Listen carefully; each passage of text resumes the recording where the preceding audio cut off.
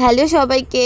তো আজকে একটা শুধু ছোট্ট ডট এবং জলের ঢেউ, যেটা আমি না আমার বুনু বলেছে, সেই জলের ঢেউ দিয়ে কি করে একটা সুন্দর কলকা রেডি করব সেটাই তোমাদের সঙ্গে শেয়ার করছি।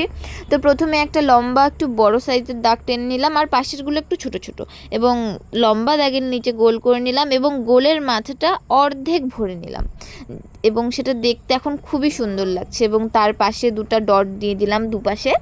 আর একটা জিনিস খেয়াল রাখতে হবে, পরে যে দাগটা টানলাম সেটা এ পাশে একটা ও পাশে একটা, মানে ডান পাশে একটা টানবো, তারপরে বা পাশে, তারপরে ডান পাশে বা পাশে, এরকম করেই প্রত্যেকটা করে নিলে কি হবে, মানে কয়টা আমি দাগ দিয়েছি সেগুলো আমাদের যাতে মনে থাকে, নয়তো গন্ডগোল হয়ে যাবে। এক পাশেরটা করে নিলাম, তারপর আরেকটা করতে গেলে একটু অসুবিধা হয়। তারপরে ছোট ছোট দুটো ডট দিয়ে ও দুটোকে মিলিয়ে দিলাম এবং মাঝখানে একটা করে ডট দিয়ে নিলাম।